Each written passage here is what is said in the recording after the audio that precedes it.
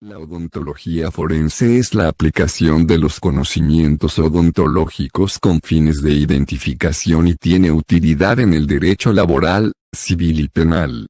Es la rama de la odontología que trata del manejo y el examen adecuado de la evidencia dental y de la valoración y la presentación de los hallazgos dentales, que puedan tener interés por parte de la justicia.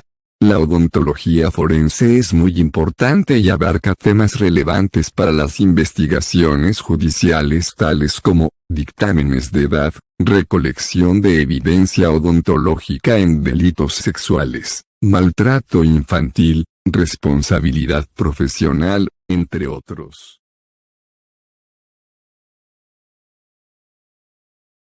La historia de la odontología forense está llena de leyendas y casos muy concretos. Se dice que la primera persona identificada por su dentadura fue Lolia Paulina, noble romana, en el año 49 después de Cristo. Agripina la Menor, madre de Nerón, ordenó su asesinato, y como prueba de muerte le trajeron su cabeza. Su rostro estaba completamente desfigurado e irreconocible, pero gracias a su particular dentadura, Agripina quedó contenta con su encargo. A partir de entonces, cada vez se registraron más casos en los que se utilizaron las dentaduras de soldados para identificarlos tras las batallas. No fue hasta 1775 cuando la justicia americana aceptó la evidencia dada por la odontología forense. Paul Revere construyó un puente fijo con alambres de plata al Dr. Joseph Warren, general en la milicia de Boston. En la batalla de Bunker Hill, Warren recibió un disparo en la cabeza, y tras la guerra, lo enterraron junto al resto de soldados sin nombre. Revere fue capaz de identificar su cuerpo tras exhumarlo gracias al puente de alambre que le había hecho 2 años antes.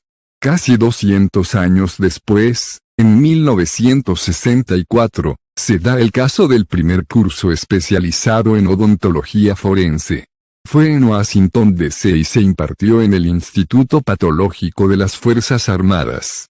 Una vez más, la historia demuestra la utilidad de la ciencia. Específicamente, de la odontología forense, utilizada desde la antigüedad para identificar individuos y cadáveres. Hoy en día, esta especialización abarca un terreno de estudio mucho más amplio y desarrollado. La dentadura es una de las partes más importantes de la anatomía humana, brinda información sobre la edad, sexo, estatus social, salud, entre otros, de los individuos analizados. La odontología forense, también conocida como estomatología forense, no se relaciona únicamente con fallecidos y la determinación de la causa de la muerte, sino que nos proporciona información muy variada y necesaria. La edad, gracias al estudio de los patrones de erupción de los dientes y del desgaste. El sexo, al obtenerse, a partir de la pulpa dental, el ADN y el perfil XX o XY con la prueba de reacción en cadena de la polimerasa PCR. La población e influencia de grupos a través de los rasgos morfológicos y métricos. Las características dentales de cada individuo con las anomalías de forma, tamaño, número y posición de las piezas. Los hábitos alimenticios, con el estudio de la dieta, los fitolitos, los elementos traza, los isótopos estables y las funciones extrínsecas. La cultura del individuo o grupo en el empleo de los dientes como herramienta, su estrés ocupacional, el uso de piercings, aparatos bucales, joyas dentales o, incluso, el tallado de los mismos con fines bélicos, religiosos y estéticos. Las patologías desarrolladas, como alteraciones del esmalte, caries, bruxismo, enfermedad periodontal y enfermedad pulpar. Pero no solo los dientes son estudiados dentro de la odontología forense, sino que las estructuras óseas de la maxila y la mandíbula también reportan información valiosa. Los labios, el paladar, la lengua, también ayudarán al odontólogo forense.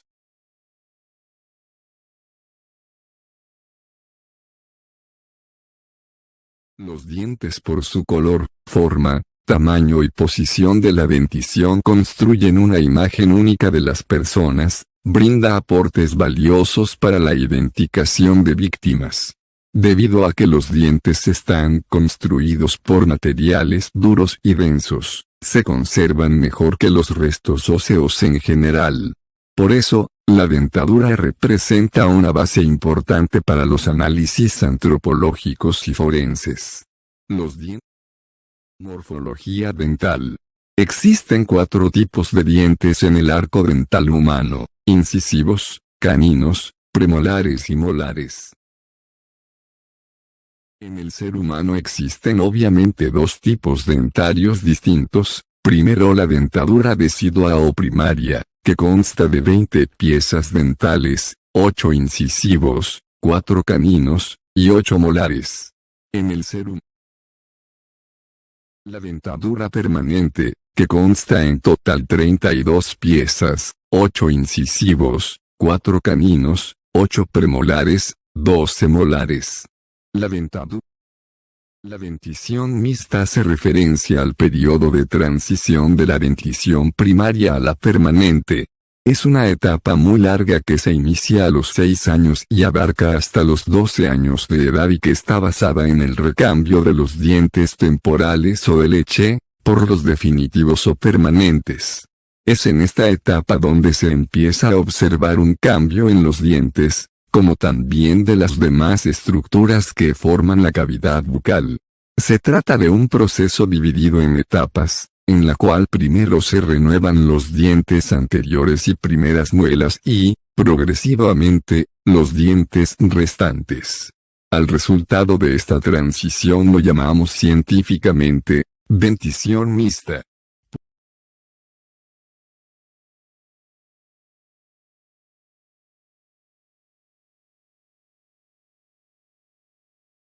En resumen, los dientes se clasifican de acuerdo a piezas dentarias superiores en el maxilar e inferiores en la mandíbula y de acuerdo a su posición en el arco dental como anteriores, incisivos y caninos, y posteriores, premolares y molares.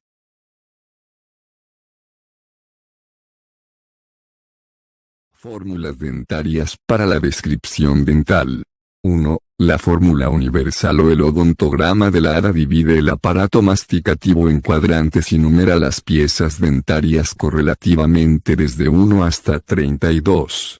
La numeración comienza en el cuadrante superior derecho en el tercer molar, y sigue en dirección de las agujas del reloj al cuadrante superior izquierdo, cuadrante inferior izquierdo hasta terminar en el cuadrante inferior derecho.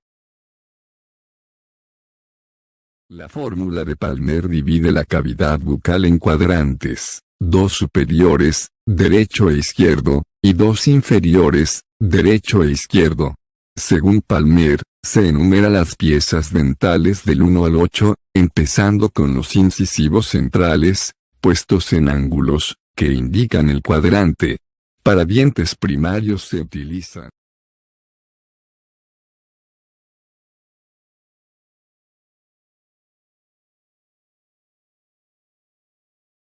la fórmula de la Federación Dental Internacional, FDI, es utilizada y recomendada por la Organización Mundial de la Salud, WHO, y de Interpol. Se divide la cavidad bucal en cuadrantes, asignándole números a cada uno correlativamente, siguiendo la dirección de las agujas del reloj, con el inicio en el cuadrante superior derecho. Así, el maxilar derecho conforma el cuadrante 1, el maxilar izquierdo el cuadrante 2, la mandíbula izquierda el cuadrante 3 y finalmente la mandíbula derecha el cuadrante 4.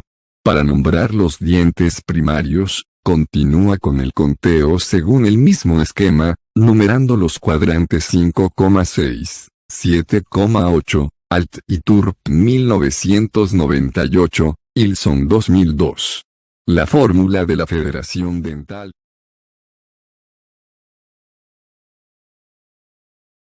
Cada diente tiene 3 regiones, las cuales son: una corona, encima de la gengiva, cubierta con esmalte, en incisivos con borde incisal, en caninos con una cúspide y en molares y premolares con varias cúspides, cuello o cervix, porción debajo de la corona y conocida como la unión cemento-esmalte. 3. Raíz, porción debajo de la corona y el cuello, ubicada en los alvéolos, cubierta ahijada por cemento. Incisivos, caninos y algunos premolares poseen una raíz, molares y algunos premolares múltiples.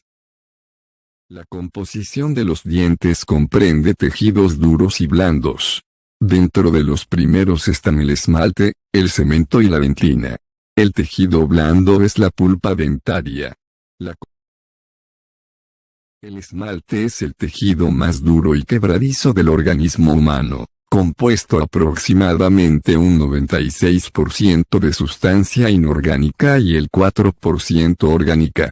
Su color varía entre blanco grisáceo y amarillo, translucidez del esmalte o de la dentina subyacente. La estructura esencial de la matriz del esmalte son los prismas de esmalte. El esmalte es el tejido. La dentina es un tejido duro, denso y calcicado, que forma la masa principal del diente. Su color es amarillo y es de naturaleza elástica. Su composición química es de 70% de sustancia inorgánica y 30% orgánica. A diferencia del esmalte, la dentina puede regenerarse, formando dentina secundaria de color parduzco en la cámara pulpar, y dentina tercera con calidad de reparación, Ilson 2002. La dentina está cubierta por esmalte en la corona y por cemento en la porción radicular. El cemento cubre la raíz del diente y sirve como medio de unión del diente con el alveolo, mediante el ligamento periodontal. La composición química comprende un 50% de sustancia inorgánica y 50% orgánica. El cemento acelular cubre la totalidad de la raíz anatómica y su menor espesor se localiza en la unión cemento-adamantina. El cemento celular se cona al tercio apical de la raíz y puede reproducirse, por consiguiente compensar los efectos del desgaste en la superficie oclusal de la corona. La pulpa ocupa la porción central del diente. Está rodeada de dentina y juega un papel importante pues da origen a los odontoblastos, que producen la dentina. La pulpa posee una abundante red de vasos y fibras nerviosas, se distribuye tanto por la corona como por la raíz, hasta llegar al orificio apical por el cual penetran los vasos sanguíneos, los linfáticos y los nervios. Las caras o superficies de los dientes son las siguientes: vestibular 2, lingual 3, palatino 4, oclusal 5, incisal 6, mesial 7, distal 8, proximal, cara entre piezas vecinas 9, cervical 10, apical, hacia la punta de la raíz. Determinar si el diente es temporal o adulto. La dentadura temporal es más pequeña y amarilla a causa de capas delgadas de esmalte y cemento. 2. Determinar el tipo de diente, incisivo, canino, premolar o molar. 3. Determinar si el diente es del maxilar o de la mandíbula. 4. Determinar su posición en el arco dental, incisivo central o lateral, primero o segundo premolar, primer, segundo o tercer molar. 5. Determinar el lado, derecho o izquierdo. Ausencia congénita. Ocasionalmente, uno o más dientes están ausentes. De todos los dientes es el tercer molar el que falta con cierta frecuencia, aunque lo demás, también pueden faltar por razones congénitas. Supernumeración. Son dientes adicionales o extras, pueden presentarse en los 4 tipos dentales, como réplica exacta de los dientes normales o en forma modificada. Se encuentra raras veces en la dentición decidua y más comúnmente en la dentadura permanente. Supernumeras. El apiñamiento dental es una alteración en la colocación de los dientes en las arcadas, tanto superior como inferior. Se produce por una falta de espacio, bien sea por un maxilar estrecho o por la existencia de unas piezas dentales de un tamaño superior al adecuado con respecto a la amplitud del hueso.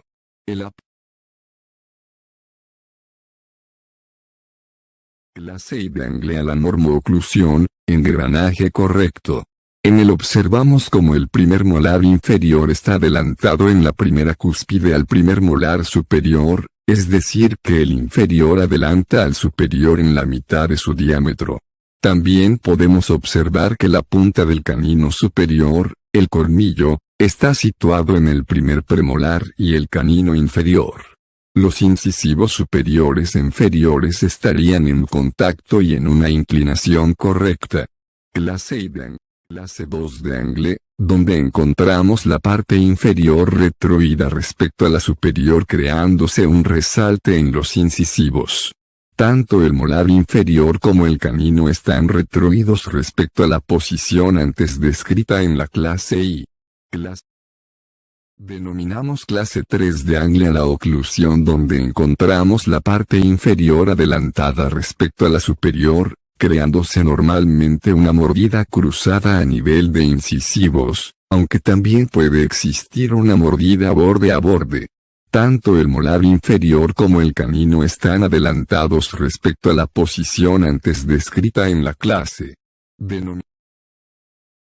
En normooclusión los incisivos superiores han de tapar 1/3 de los inferiores. La mordida abierta es una alteración facial que se define por la imposibilidad de cerrar los dientes frontales o posteriores. Esto es, no existe el contacto entre los dientes anteriores o posteriores de la arcada superior con los anteriores o posteriores de la inferior. La mordida profunda se caracteriza por unos dientes superiores que cubren en exceso a los inferiores. La mordida profunda se caracteriza. Técnicas de identificación en odontología forense, están representadas por un conjunto de procedimientos dirigidos a lograr la identificación de los sujetos cuya individualización se ve comprometida en función de las características de su deceso o de la problemática en que están involucrados. Estas técnicas son, principalmente, odontograma, autopsia bucal, fotografía bucodental, queiroscopia, radiología bucodental, rugoscopia, marcador de prótesis dental, huellas de mordida. El odontograma proporciona el registro adecuado del estudio de los tejidos bucodentales. El registro dental ante mortem es el documento mediante el cual los odontólogos generales o especializados registran las anomalías y los tratamientos por realizar de los pacientes que se encuentran bajo su cargo en terapia odontológica. Algunos investigadores de esta disciplina sostienen que deben existir un mínimo de 12 puntos comunes entre el registro ante mortem y el post-mortem para establecer una identificación positiva. La autopsia bucal es una técnica quirúrgica que realiza el odontólogo forense para facilitar el estudio bucodental en determinado tipo de cadáveres con el propósito de ampliar el examen anatomopatológico y llegar a la identificación del sujeto. Es la tanatocirugía cuya finalidad es tener acceso a la cavidad oral. Se realiza en cadáveres con el propósito de simplificar el examen anatomopatológico y terapéutico del aparato bucodental. La autopsia. Fotografía bucodental. La técnica fotográfica se ha aplicado en la criminalística y en la medicina forense con gran éxito. Se considera indispensable para la determinación del lugar de los hechos, registro de huellas dactilares latentes y fotografías de lesiones. En la identificación odontológica es también básica para un mejor registro, ya que al aplicar sus técnicas es posible captar detalles que a simple vista resultarían inadvertidas en el momento del estudio. Es fundamental que toda ficha de identificación, de un sujeto vivo o de un cadáver, incluya la fotografía bucodental. Fotografía. Queiloscopia. La queiloscopia es el estudio, registro y clasificación de las configuraciones de los labios. Los investigadores de esta área detallan que las características labiales son diferentes en cada individuo. En un estudio de queiloscopia es necesario valorar primero el grosor de los labios, segundo, la forma de las comisuras labiales y, finalmente, los surcos o huellas de los mismos. No se debe pasar por alto el anotar cualquier anomalía de origen congénita o adquirida. Para el estudio y la clasificación de los labios se observa al sujeto de frente y de perfil, con la cabeza orientada en el plano de Frankfurt. Queiloscopia. La radiología bucodental. Es importante recordar que para efectuar un adecuado diagnóstico odontológico debemos auxiliarnos de estudios clínicos, dentro de los que se incluyen las radiografías. Estas son indispensables en determinados tipos de tratamientos endodónticos, ortodónticos y quirúrgicos para la localización exacta de un resto radicular, piezas incluidas o ciertos procesos patológicos.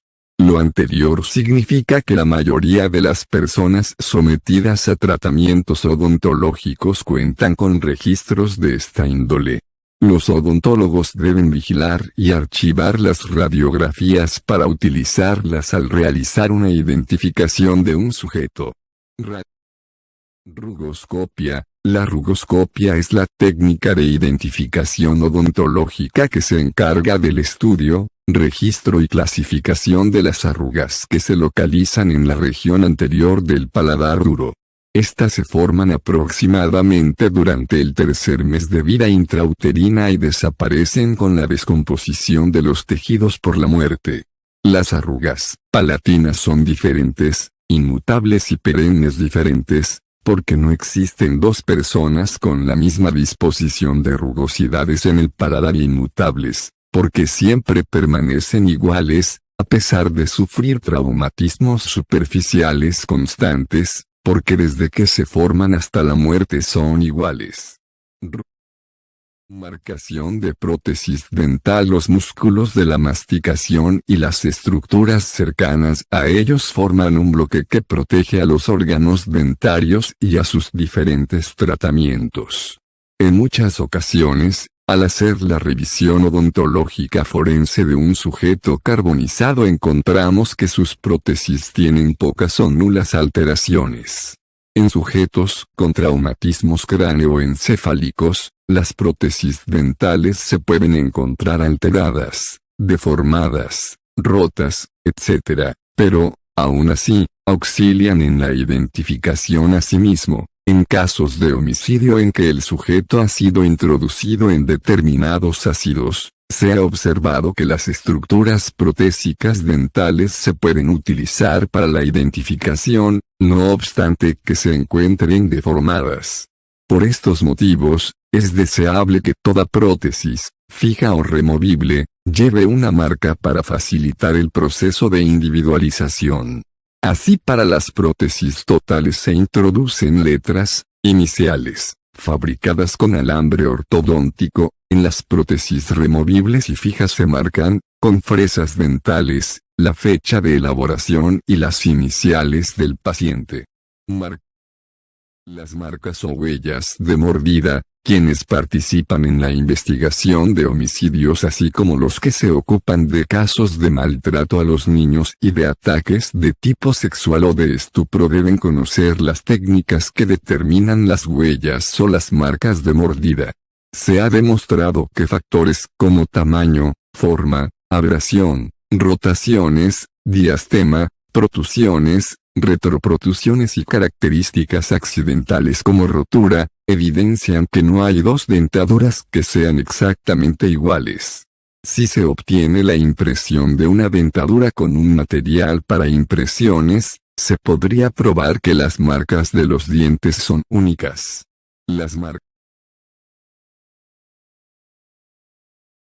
Un ejemplo es el caso de Ted Bundy. Asesinó, entre 1969 y 1978, a entre 40 y 50 personas a lo largo y ancho de Estados Unidos. Es uno de los asesinos en serie más prolíficos de la historia. Prueba. Ted Bundy mostraba una fijación especial por asesinar a mujeres jóvenes de pelo oscuro y largo, que le recordaban a su exnovia, la cual lo había rechazado unos años atrás. Según los múltiples tests psiquiátricos que se le realizaron, presentaba una personalidad propia de esquizofrénico.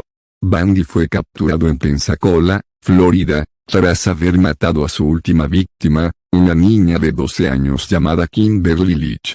Cuando el cuerpo de Leach apareció, se encontraba en avanzado estado de descomposición y apenas contenía pruebas directas, aunque los rastros de semen hallados en la ropa interior de la niña coincidían con el tipo de Bundy. Asimismo, se encontraron en el lugar del crimen huellas idénticas a las de las suelas de sus zapatos. Pero la prueba decisiva, y que más impresionó durante el juicio, fueron una serie de mordeduras en el pecho y las nalgas de otra de las víctimas. El odontólogo Richard Soundiron mostró a los miembros del jurado fotografías de los dientes de Bundy y comparó sus rasgos característicos hasta convencerlos de que coincidían perfectamente. Resultado. El juicio contra Theodore Robert Cobell Bundy comenzó el 25 de junio de 1979 en Miami. El 23 de julio, lo declararon culpable de 2 asesinatos y una semana después lo condenaron a la silla eléctrica. Tras varias apelaciones, a las 7:06 de la mañana del 24 de enero de 1989, Bundy fue ejecutado en la silla eléctrica en la prisión estatal de Florida, tras haber confesado entre 40 y 50 asesinatos. Sus últimas palabras fueron: "Me gustaría dar mi amor a mi familia y amigos".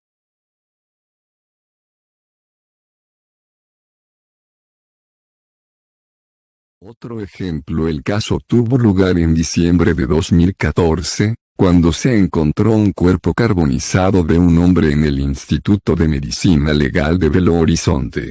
Durante esta investigación, todos los dientes fueron encontrados sanos.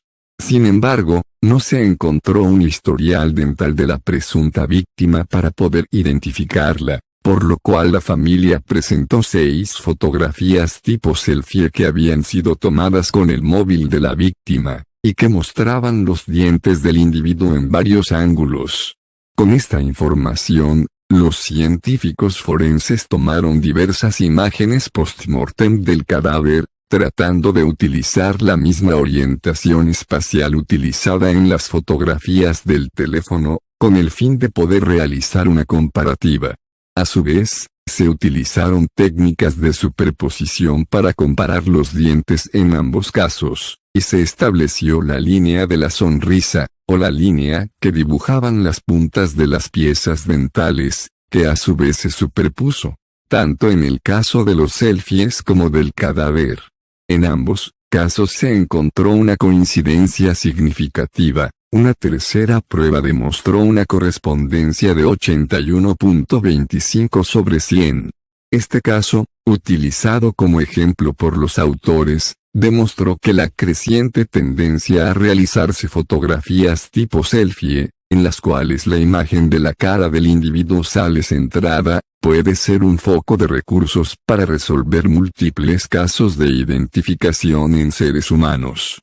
Resultaría, por tanto, una interesante aportación de la evolución tecnológica a la odontología forense en particular, y a las ciencias forenses en general.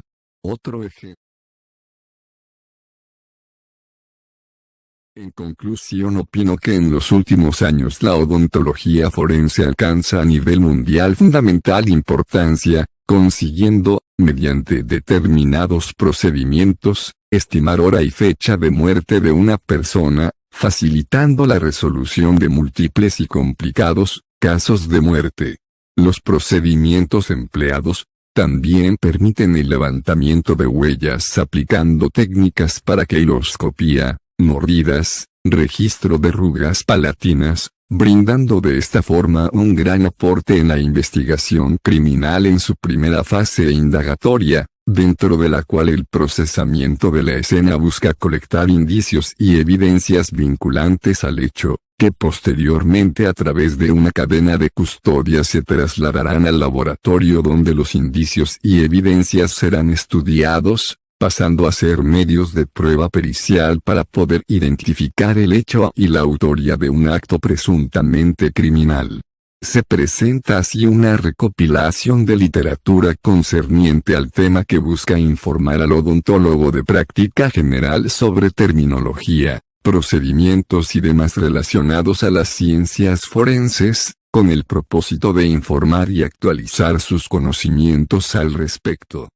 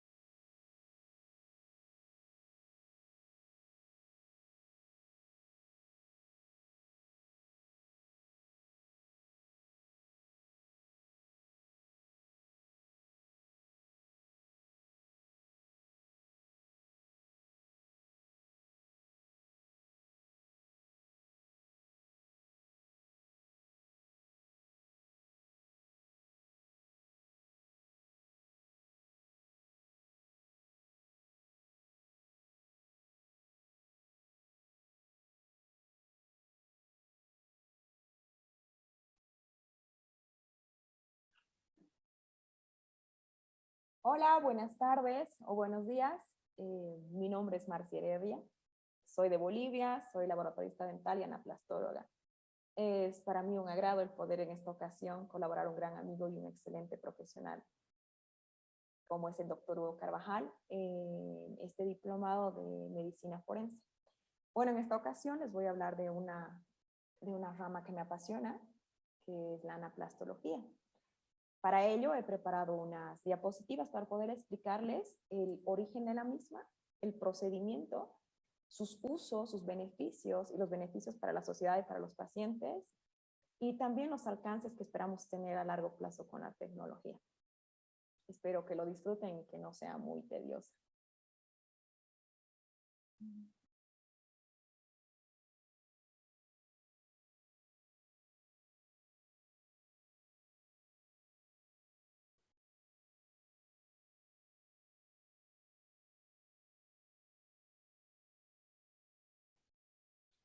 Bueno, en esta primera diapositiva estoy yo. Como les había mencionado antes, soy protesista dental y anaplastóloga. Tuve la suerte de estudiar en México, al lado de un gran profesional como es el doctor Jorge Guerrero. Y también tuve la oportunidad de estudiar en España el tema de prótesis dental hace ya bastante tiempo. Llevo más o menos unos 2 años dentro del tema de la anaplastología, que es lo que les voy a mostrar a continuación. Bueno, ¿qué es la anaplastología? La anaplastología es una fusión entre la ciencia, el arte y la anatomía. Cuando hablamos de anaplastología, hacemos referencia a que es una rama de la medicina. Es una disciplina que se encarga de crear prótesis para pacientes con características deformadas o faltantes, ya sea por cirugías, lesiones o defectos de nacimiento. La anaplastología como rama de la medicina. Bueno, el objetivo de esta rama es poder rehabilitar física y psicológicamente a estos pacientes anteriormente mencionados, para poder mejorar su calidad de vida y ayudar a que se reinserten en la sociedad mediante prótesis anatómicamente realistas. En la imagen podemos ver una réplica humana donde observamos claramente que la prótesis llega a completar y disimular el defecto, haciéndolo casi imperceptible. Bueno, pero para uno conocer un poquito más de dónde surge esto, vamos a contarles un poquito de historia. Esta rama tiene su origen en la Primera Guerra Mundial. Todos sabemos que la guerra se cobró la vida de miles de soldados y civiles, pero también quedaron muchos sobrevivientes mutilados. Dentro de estos hubo una gran parte que tenían cicatrices difíciles de superar. A continuación les vamos a mostrar en nuestra diapositiva número 4. Bueno, de estas personas con estas afecciones, se habla de una cifra aproximada de 20.000 de aquellos que en combate o como víctimas de ataques se vieron con los rostros desfigurados al punto de no reconocerse, situación que obviamente los ha llevado a aislarse o los llevó a aislarse, a vivir en un rechazo a la sociedad y ver afectada su autoestima y confianza, y en muchos casos estos llegaron hasta el suicidio. La sociedad en ese entonces, cabe resaltar que no toleraba este tipo de traumas. O sea, si bien toleraba a las personas mutiladas, siempre que fueran extremidades superiores e inferiores, no se veía bien los traumas faciales. Con estas personas la cirugía estética no era suficiente en esa época en la que apenas se le había dado una solución al labio leporino, por lo que estas heridas de guerra suponían un gran desafío para la comunidad médica. Sin embargo, muchos sí pudieron acudir a estas cirugías de reconstrucción con mayor o menor éxito, quedando desfigurados para siempre. Como hablábamos anteriormente, el daño no solo era físico, también era psicológico, llegando a causar un profundo miedo a mirarse a sí mismos. Y es este momento donde se ve los comienzos de esta rama llamada anaplastología. Bueno, todos conocemos que ante todo problema siempre surge alguien dispuesto a una solución. Este es el caso del señor que se encuentra aquí en nuestra diapositiva, que es el escultor, perdón, Francis Dewey Wood, que decide aportar con su arte para llegar allá donde la medicina ya no podía, convirtiéndose en el pionero creador de prótesis faciales, que en ese momento eran conocidas como máscaras retrato. Es así como en el año 1915, los soldados británicos empiezan a utilizar estas prótesis que mejoraron su apariencia y lograron así que se vieran y se sintieran completos. Bueno, aquí vamos a ver un poquito de cómo se hacían las prótesis en ese entonces. Para poder realizar estas máscaras, primero se debía asegurar que la herida de guerra esté totalmente cicatrizada. Después de eso, se procedía a una impresión con yeso del defecto. Y una vez que se tenía duplicado el defecto, lo que hacían era esculpir el rostro por medio de retratos preguerra hasta que el paciente pueda reconocer su rostro en la impresión. Una vez logrado esto, la máscara era fundida en cobre, se revestía con plata, posteriormente se maquillaba con color crema al tono caucásico que tenían ellos, y el detalle de los ojos y demás lo hacían con pigmentos que buscando siempre que se vea lo más natural posible, como se ve en nuestra figura, en nuestro paso número 5.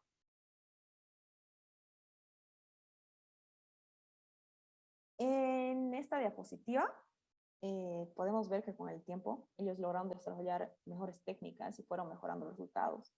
Ya utilizaban gafas como soporte y también agregaron vello a las máscaras para que estas se vean más reales. También se fueron sumando otros escultores. Este es el caso de la señora Anna Collingham, escultora estadounidense, que rehabilitó a soldados franceses. Ella fundó el estudio de máscara retrato de la Cruz Roja Americana en París y fue la primera mujer que destacó por su excelente trabajo en esta disciplina. Por lo que podemos afirmar que la iniciativa de Dewar cumplió en su totalidad el cometido, pues la máscara retrato fue una ayuda para mejorar la calidad de vida de muchos heridos de guerra.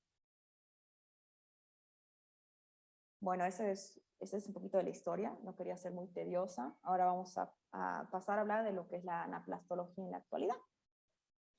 Bueno, la anaplastología tiene como objetivo, desde sus inicios, dar al paciente una apariencia lo más real posible a partir del uso de una prótesis, que gracias al avance de las diferentes ciencias y materiales es que estas pueden lucir reales y además de ser estéticas, también logran en algunos casos ser funcionales. La anaplastología actualmente nos permite crear partes del cuerpo, ojos, narices, globos oculares, manos, pies, mamas, orejas y partes de cráneo. El primer paso para realizar una prótesis es la valoración para ver qué alternativas se tiene de acuerdo a la condición de cada paciente. Este es obviamente un trabajo multidisciplinario. La anaplastología trabaja con varias especialidades médicas, entre las que puedo nombrar los maxilofaciales, otorrinolaringólogos, oncólogos, dentistas, traumatólogos, oftalmólogos, neurólogos, ortoticistas y ortopedistas, entre otros. Los materiales que se utilizaban antes eran rígidos. Las siliconas que utilizamos ahora son flexibles, permitiendo que el paciente no pierda la capacidad de gesticular. Para realizar estas prótesis existen la manera artesanal y la digital. La primera que les voy a conversar es la artesanal. Bueno, este es el proceso de una prótesis. Lo primero que se necesita es la impresión del defecto. Como se ve en la imagen número 1, se está tomando una impresión con alginato de un defecto de oreja. En la figura número 2 podemos ver un tallado. Lo que se hace es utilizar cera para recrear e imitar la parte del rostro. En este caso estábamos copiando una imagen sacada de internet como parte de una práctica. Cuando ya la tenemos concluida, como se ve en la imagen número 3, lo que se procede a hacer es darle caracterización, darle textura. Y en la imagen número 4 se ve que nuestro patrón de cera ya ha sido pasado a silicona. Y una vez que lo tenemos en silicona, se procede al maquillaje y a poner el detalle de vellos, darle pigmento a las arrugas, pestañas y todo lo demás para hacer lo más real posible nuestra prótesis.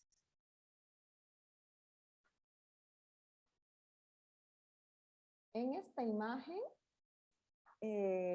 vamos a mostrar un poquito más el proceso a seguir en la prótesis de una oreja. Lo primero que se necesita, como dijimos antes, es la impresión. En este caso, vamos a copiar la oreja de manera de espejo. Vamos a tallar una oreja en espejo. Una vez que la tenemos tallada como en la primera imagen, la vamos a pasar a silicona, como está en la segunda imagen. En la tercera pasamos a la caracterización y copia de color. Lo importante es tener una prótesis que cuando uno la ponga sobre la piel se note la transición de color y podamos disimular lo más que se pueda el tema de que sea una prótesis, porque no deja de ser algo ajeno al cuerpo. Aquí vamos a hacer una pausa y les voy a mostrar, no sé cómo voy a ampliar este video. Vamos a... Ok, ahora sí. Entonces aquí tengo una oreja. Bueno, como van a ver, la textura es flexible. Y si yo la pongo la oreja en mi mano, podemos tener una transición de color perfecta, haciendo que la prótesis sea lo menos perceptible posible. Bueno, vamos a volver a nuestras diapositivas.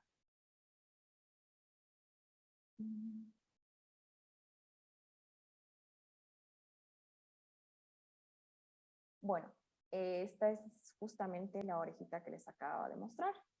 Ahora sí vamos a continuar con la exposición. Bueno, este es el caso de un ojo. El procedimiento es parecido. Lo primero que se hace es tomar un molde del paciente, que se lo hace con silicona, que no tengo la fotito para mostrar. Pero una vez que está el molde hecho, se trabaja en cera, se lo pasa a un acrílico médico y se procede a hacer la prueba. Una vez que el acrílico esté cómodo en el globo ocular, en el espacio del globo ocular, se procede a la caracterización y a la copia del color del paciente. Les voy a mostrar el antes y el después.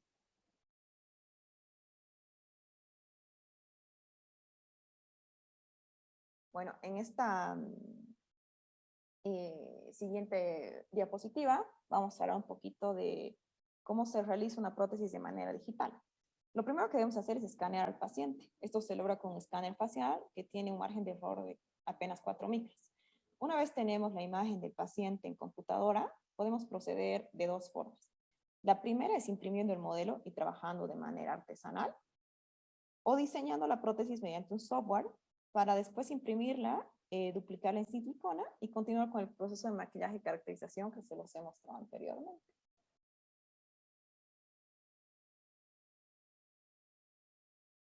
Bueno, este es una prótesis craneal. Esta prótesis no ha sido realizada por mí, es realizada por mi profesor, como les había nombrado antes, el doctor Jorge G. Guerrero, que es un genio.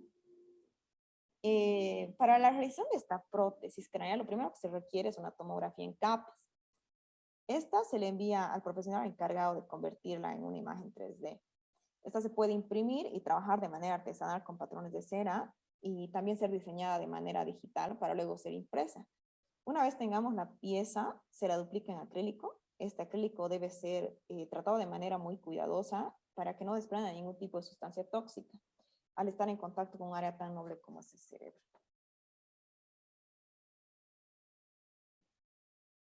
En esta diapositiva vemos una prótesis auricular que va con un tipo de sujeción adhesiva. Para esto se utilizan adhesivos de características especiales que sean de alta duración, hipoalergénicos, resistentes al agua. Estos son los tipos, hay diferentes tipos de anclajes, ¿no? Este es el primero que estamos mostrando. Bueno, en esta otra diapositiva, este paciente vemos claramente que la pérdida de su pabellón auricular ha sido a causa de una quemadura. Este es un anclaje de tipo implante soportado, que consiste en colocar los implantes parecidos a los dentales con una medida de 6 milímetros al hueso y esperar hasta 3 meses para que se os integren. Una vez estén integrados, procedemos a crear una barra donde van a ir los ataches y los imanes de neodimio. Los imanes de neodimio son especiales porque tienen 8 veces la fuerza de un imán común de ferrita, permitiéndonos tener menos dimensión y mayor fuerza de sujeción.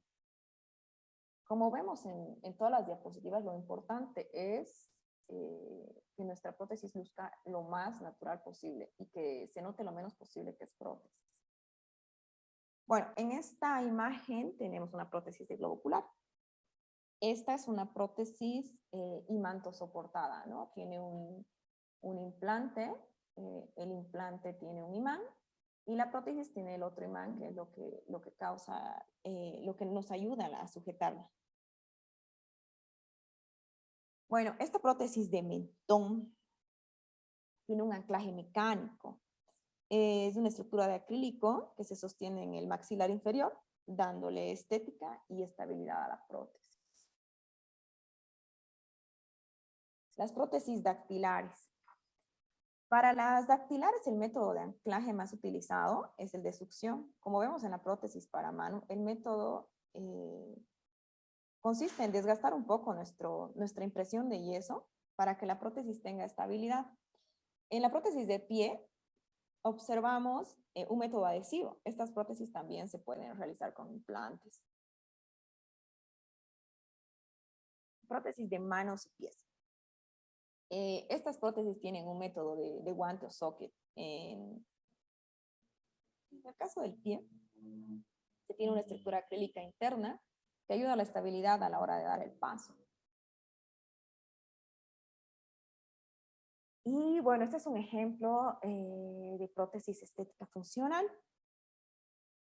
Como se habló antes, hay casos en los que podemos devolver la estética y la funcionalidad, como es este que estamos presentando. Esta paciente ha perdido parte del maxilar superior y el paladar, perdiendo así su función masticatoria. Para esto, lo primero que se hace es una prótesis dental y que ayude a reconstruir el maxilar y el paladar, devolviendo la función, y luego una prótesis facial que devuelva la estructura del rostro. Casi siempre estas prótesis dentales sirven como anclaje para las faciales. Futuro de la anaplastología. Bueno, el sueño es poder fusionar la ciencia, el arte, la anatomía y la tecnología, ¿no? Que no es un sueño que está lejano, pero sí hay que seguir trabajándolo.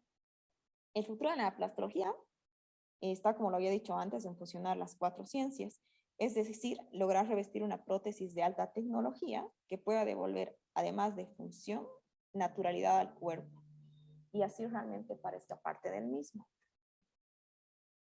Eso es un caso nuestro, que me hubiera gustado mostrarles más de los que hemos hecho, pero bueno, se necesita permiso del paciente, y de este paciente sí lo tenemos.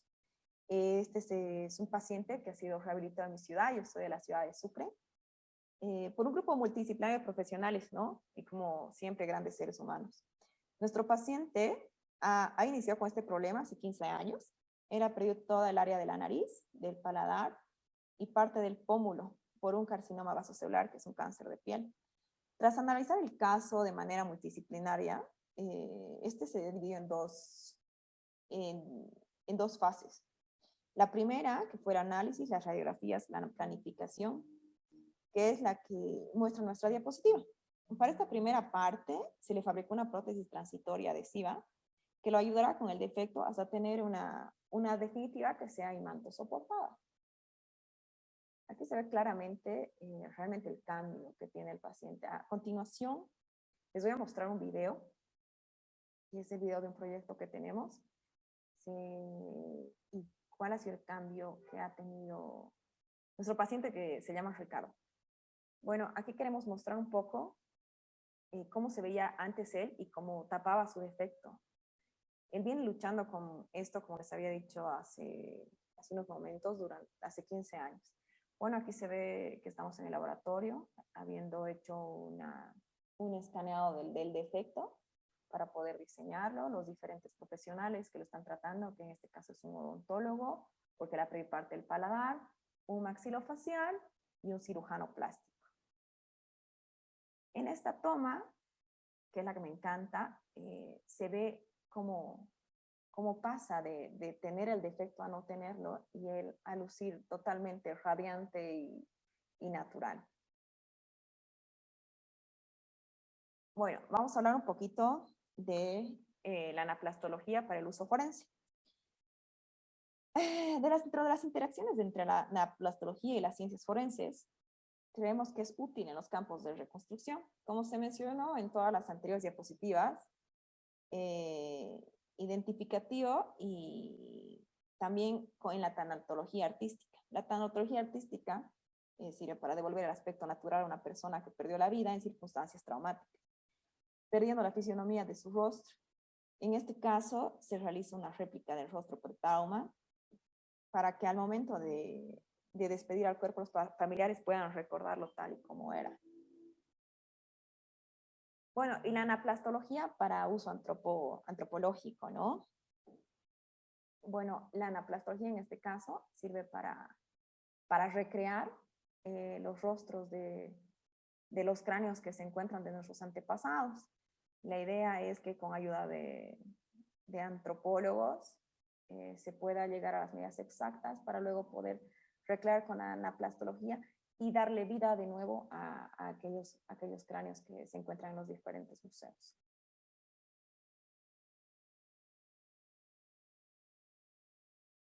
Bueno, ahí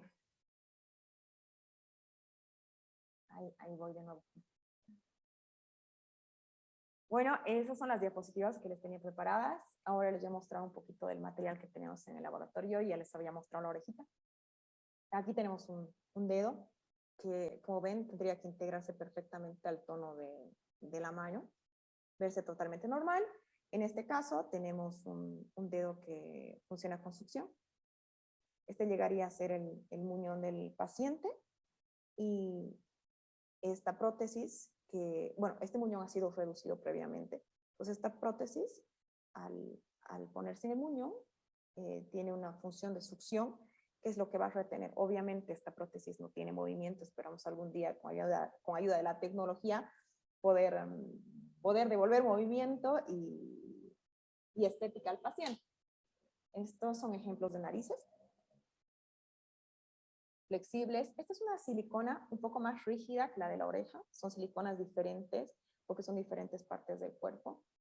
Y este es un globo ocular que también se los había mostrado ya antes en fotografías. Como, no sé si se alcanza a ver, pero bueno, tiene los vellitos, tiene las pestañas. Y aquí les voy a mostrar lo que ya estamos haciendo actualmente, que son impresiones 3D. Entonces imprimimos el diseño 3D previamente escaneado, o sea, previamente habiendo escaneado al paciente, y luego lo pasamos a una silicona.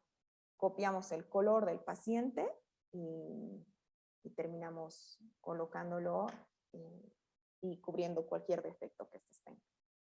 Bueno, espero que les haya gustado la labor que realizo, la disciplina en la que ejerzo. Y cualquier duda, cualquier consulta que tengan, me pueden encontrar en las redes sociales. Me encuentran en Facebook con Marcia Heredia Cosío y en Instagram con Marcia Heredia. Ha sido un gusto. Buenas tardes o buenos días. Linda jornada. Hasta una siguiente oportunidad.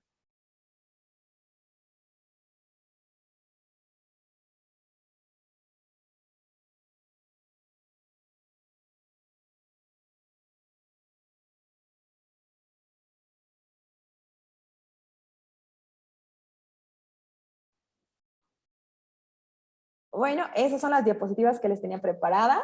Ahora les voy a mostrar un poco del trabajo en el laboratorio.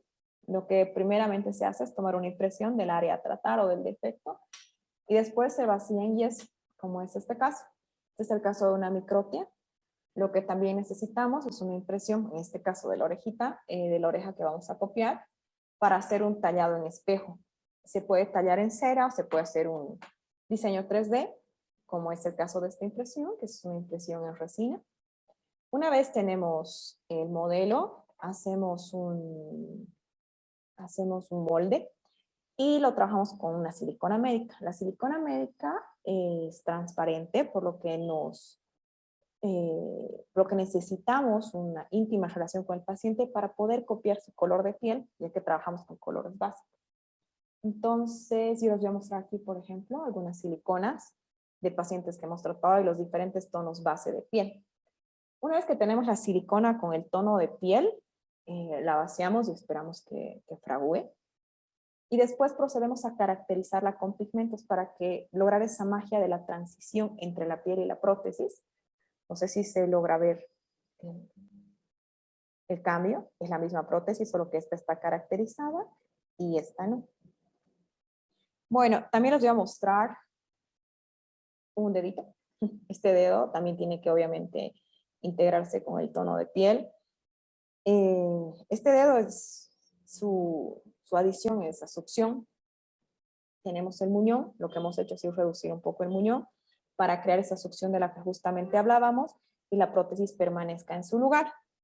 Y les voy a mostrar también el globo ocular, que se los he mostrado en fotografías, para que vean que la caracterización cuenta con un vello natural, igual que las pestañas, y ahí también pueden apreciar el acrílico y la naturalidad que se le da al ojo. Bueno, espero que, habiéndoles mostrado todo lo que hacemos, les haya gustado nuestro tema. Y si tienen alguna duda, no duden en preguntarme. Me encuentran en las redes sociales, en Facebook y en Instagram como Marci Heredia Cosío. Para mí va a ser un gusto poder contestar cualquier inquietud. Espero que tengan una linda jornada y nos podamos ver en una siguiente ocasión. Hasta pronto.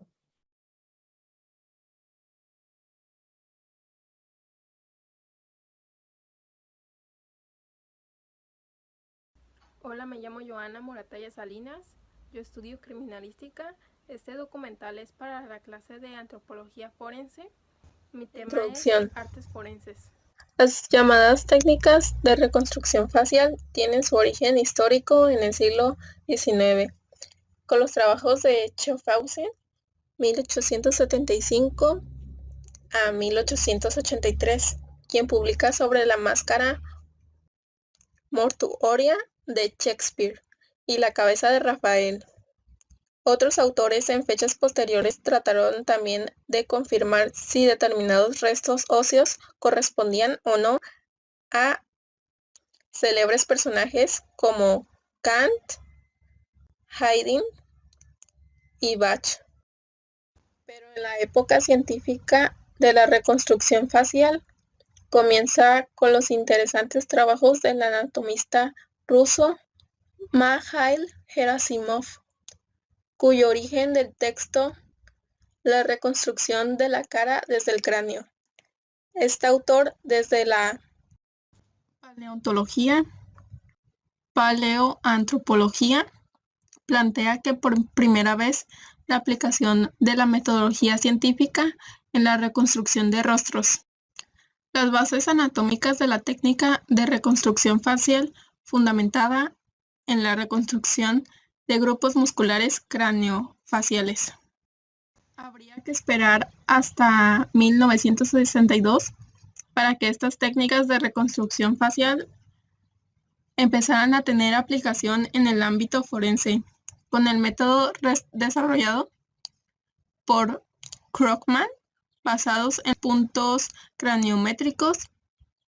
Los trabajos de Krogman fueron mejorados en la segunda edición de este clásico Antropología Física y aplicados por otros muchos antropólogos forenses como Snow, 1970, V. Lacker, 1992.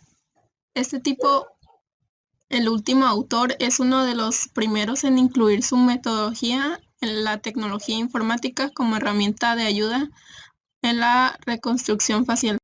Posiblemente al amparo de desarrollo informático que aconteció en la época de los 90, muchos autores en Europa, en Estados Unidos y en otras zonas del mundo comienzan a publicar multitud de trabajos relacionados con reconstrucción facial basados en las nuevas técnicas de imagen tanto desde la óptica, medicina legal y forense como desde la antropología física.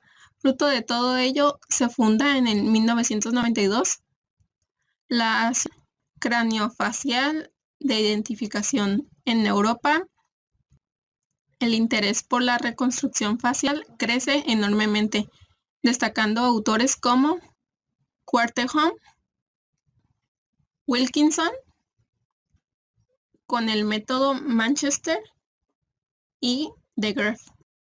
Creemos que en el campo de la reconstrucción facial, aproximación facial, sobre todo destacan las aportaciones que han hecho y sigue haciendo Carl Stefan, cuya página web es una cita ineludible para todos los estudiosos de esta apasionante área de la identificación humana.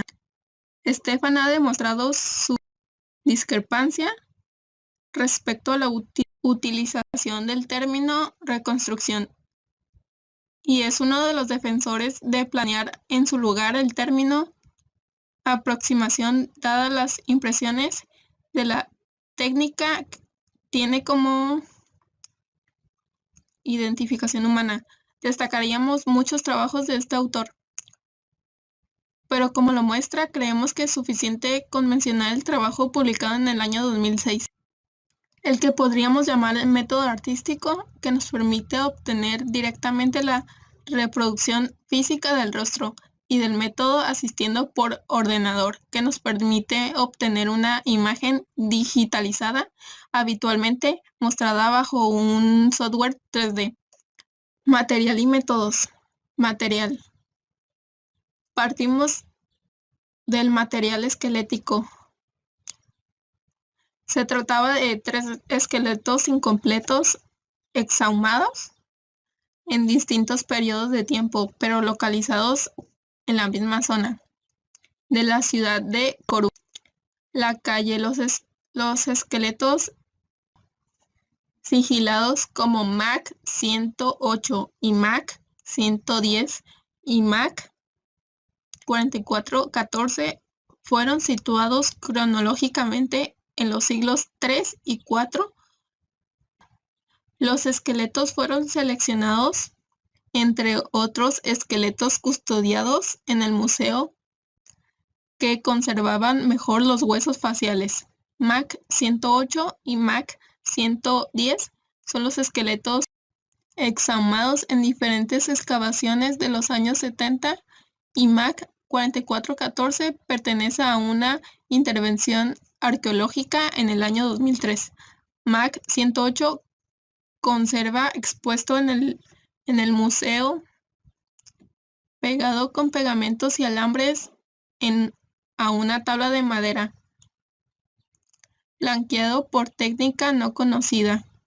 MAC 110 también se hallaba bloqueado y se permitió a nuestro laboratorio mezclado con algunos restos óseos. MAC 4414 no había sido tratado y mostraba un esqueleto postcraneal en mal estado de conservación. Métodos. En cuanto a la aproximación facial, podríamos sistematizar el método en siguientes fases de trabajo. Fase antropológico forense. Identificación reconstructiva. Los restos óseos han sido mediados con calibre convencional, compás, espesor, tabla osteométrica, mandibulómetro, cinta métrica, geniómetro.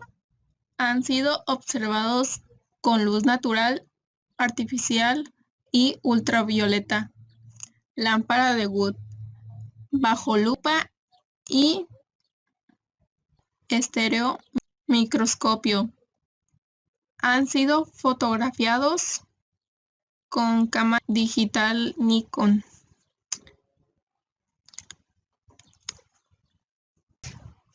Elaboración de croquis antropológico. El croquis antropológico es el elemento fundamental del trabajo antropológico forense.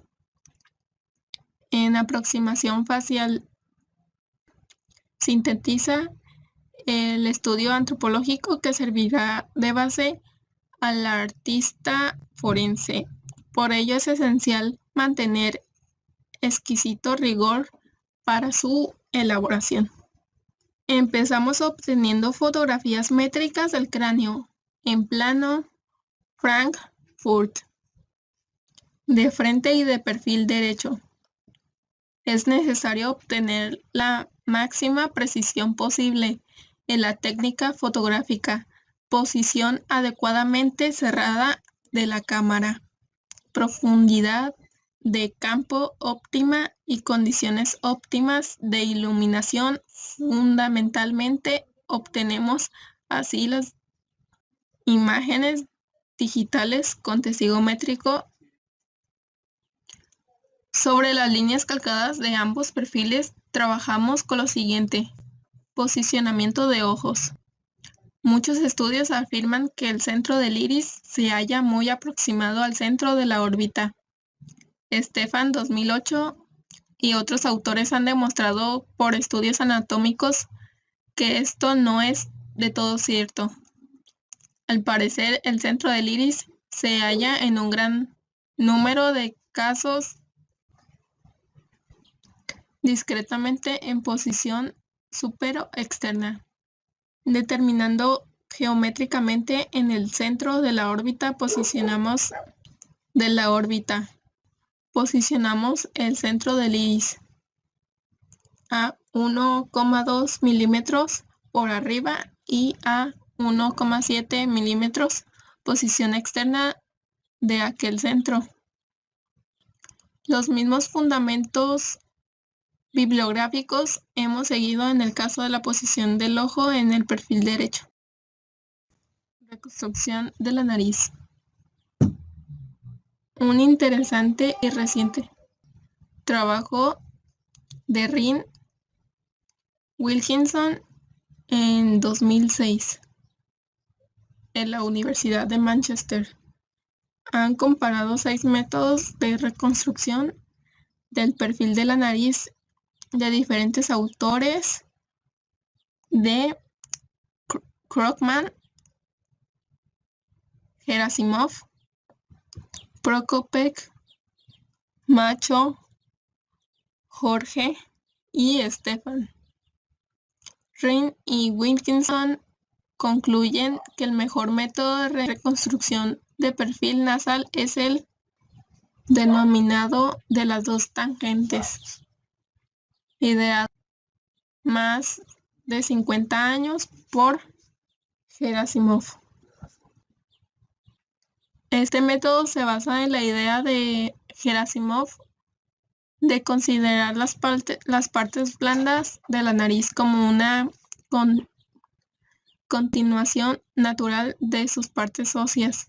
Según Gerasimov, para obtener la punta de la nariz es necesario trazar 2 líneas, una que seguiría la última inclinación de los huesos propios y la otra que formaría la proyección de la espina nasal. Posicionamiento de la boca. Sobre el particular se han publicado varios trabajos. Según el criterio planeado por Stefan y Henneberg en 2003, para estos autores, la creencia de que los extremos de la boca coinciden con la perpendicular del centro de ambos iris o de la tangente interna de ambos iris no es del todo correcta. Stefan y Henneberg acuerdan que la anchura de la boca se debe estimarse considerando la distancia intercanina es el 75% de total de esta anchura. Con el criterio trabajado en los casos, determinación de la profundidad de las partes blandas. En la aproximación facial, la determinación de la profundidad de las partes blandas es la cuestión fundamentada a resolver. Diversos autores han dedicado mucho tiempo de sus investigaciones a este tema. Quizá uno de los trabajos más completos es la investigación que llevaba a cabo por de Graeff en 2005.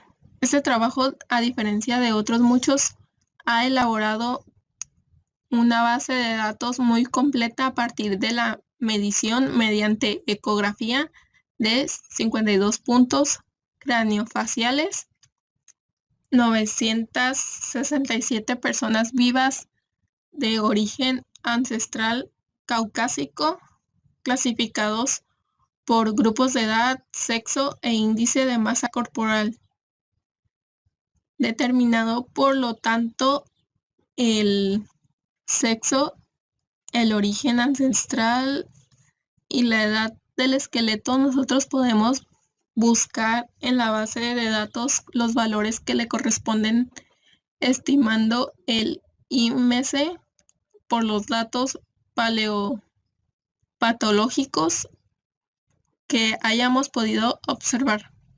Todos los valores con décimas de milímetro que proporciona el trabajo de Greve, al que se anotan en el croquis antropológico. Con el registro de las profundidades de las partes blandas, hemos terminado el croquis antropológico, que podremos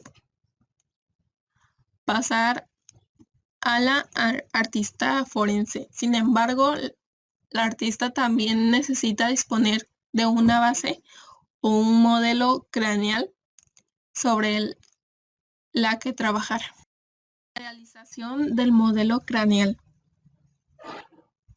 Con esta tercera fase termina la fase antropológico forense de la aproximación facial. El modelo craneal sobre el cual va a trabajar el artista puede hacerse obteniendo un negativo con alginato para después generar el positivo con escayola. Esta es una técnica que sigue en la Universidad de Dundee, Escocia. No obstante, tratándose de esqueletos de elevado valor cultural, pensemos no practicar esta técnica ante el riesgo de poder generar desperfectos en algunos de los delicados huesos faciales. Por ello, decidimos generar un prototipo de plástico mediante la técnica llamada estereolitografía. Se trata de una moderna técnica que en algunos lugares recibe también el nombre de fotocopias en 3D y que, partiendo de imágenes digitalizadas en formato ZTL o otros, también puede generar diversos prototipos según el tamaño de la máquina generadora. En nuestro caso hemos trabajado con imágenes en formato DICOM.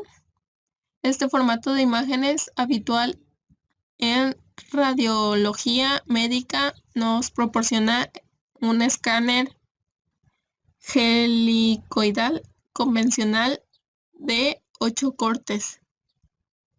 De este modo, el escáner proporciona de cada cráneo más de 600 imágenes en formato DICOM que se envían a la empresa de fábrica el prototipo. El modelo de cráneo así obtenido es una réplica métricamente igual al original, fabricado en un material lo suficientemente duro para sostener la escultura que elabora el artista forense, la poliresina. Una vez obtenidos el croquis antropológico y el modelo en poliresina, ambos se pasan al artista forense para iniciar la fase artística.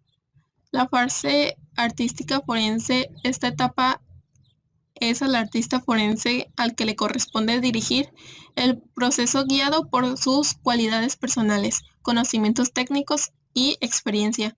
El antropólogo forense no deja de participar en esta fase, pues es indispensable el continuo contraste de opiniones de cada una de las siguientes fases a fin de lograr un trabajo que sea realmente una verdadera fusión de ciencia y arte, con el mayor grado de precisión posible que permita aportar la técnica. Elaboración de propuestas 2D. Con la fase del croquis antropológico, la artista forense comenzó a realizar las diversas propuestas en 2D, es decir, croquis a lápiz, de frente y de perfil, dibujos más detallados hasta llegar a realizar una propuesta final de dibujo a color. Los aspectos estéticos fueron aportados por un arqueólogo experto en el mundo romano y ayudaron a diseñar el pelo y el ajuar de nuestros casos. Todas las propuestas se dibujaron tomando en base el croquis antropológico, proporcionando y sosteniendo a contradicción aquellos aspectos morfológicos sobre los que se generarán dudas. La propuesta final 2D aceptada sirvió al artista forense como guía de trabajo durante la parte escultórica del proceso. Realización de la escultura. Disponiendo de una guía 2D del prototipo polirresina del cráneo y de todos los datos proporcionados por el croquis antropológico, el artista forense trabaja directamente sobre la réplica del cráneo. En primer lugar, se proporciona el prototipo según el plano Frankfurt y lo fija para trabajar en él siempre en la misma posición. Después se corta los 52 tacos plásticos correspondientes a las profundidades de las partes blandas señaladas en el croquis, que más adelante servirán de guía para las partes blandas. La escultura pasa por diversas fases hasta la propuesta final de acabado. Decisión final. Se toma tras valoración de diferentes propuestas, determinación. Una vez conocido el método de la aproximación facial, pasamos a continuación a explicar el método empleado en la aplicación de esta técnica a la identificación humana en un caso concreto de nuestro laboratorio. Fase antropológico forense. Esta fase, como en el caso anterior, se inicia por el estudio previo de todos aquellos datos que contribuyen a reconstruir la identidad de la persona que buscamos. Determinamos el sexo, edad, talla, origen ancestral. Estudiamos todos aquellos datos que los restos humanos nos puedan proporcionar, empleando todas las técnicas apropiadas en el caso. Radiología, toxicología, etc. Se obtienen de todos los datos policiales todos aquellos datos de interés al caso relativos a las circunstancias de la muerte. Se realiza comparación radiológica con dos casos dubitados. En segundo lugar, realizaremos un croquis antropológico adaptando el caso de que, como se ve en la fotografía del fondo,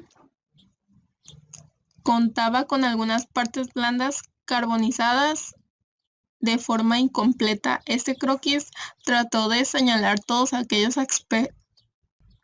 aspectos que pudieran ser de interés identificativo. En este caso, el escaso número de dientes en la zona visible de la boca que pudiera constituir un importante elemento de valoración para el reconocimiento de esta persona. Fase artística. Para terminar el croquis antropológico se pasa a estudio al artista forense, quien realiza diversas propuestas en 2D atendiendo todos los datos recabados. Resultados relativos a la aproximación facial. Un estudio antropológico forense de 3 esqueletos de época romana hallados en la ciudad de A Coruña ha permitido conocer los datos que se incorporan en la tabla. Son de destacar la presencia en MAC 110 de lesiones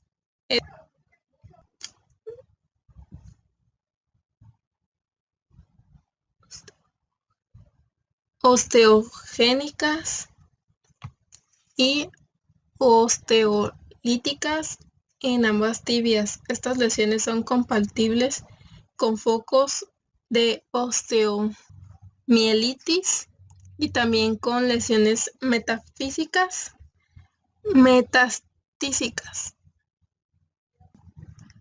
carcinomatosas, destacados también MAC 108, la presencia de criba orbitalia, lesión asociada a patologías anematizantes y osteonecrosis del pubis. En MAC 4414 hemos hallado el importante foco de la osteoitis maxilar con sinusitis maxilar crónica, fistulación a través del paladar. El resultado de la aproximación facial es el que se presentaba en el caso de MAC 108 por encargo del Ayuntamiento de Coruña. El basto se dejó sin terminar para poder observar el proceso de aproximación facial. Relativos a la identificación humana. El cadáver carbonizado pertenecía a un varón adulto de edad media, 25 a 45 años, de talla en torno a 160 o 165 centímetros. Los datos relativos a las circunstancias de la muerte referidos por la policía confirman que el cadáver apareció en una caseta abandonada que se quemó unos meses atrás y que era frecuentada por toxicómanos e indigentes. El cadáver presentaba una avanzada enfermedad periodontal con pérdida en antemortem de casi todos los dientes visibles de la boca abierta. Generamos 3 imágenes posibles de la persona desaparecida y 2 de estas se difundieron a los medios de comunicación locales. La respuesta ciudadana aportó el nombre de un transeúnte que hacía meses que no se le veía. La comparación radiológica y el estudio de la historia clínica permitió excluirlo sin género de duda. La Guardia Civil de una provincia próxima, teniendo conocimiento de la noticia, aportaron los datos de una persona desaparecida meses atrás.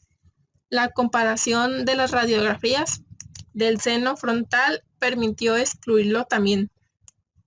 No se ha aportado por el momento posibles candidatos.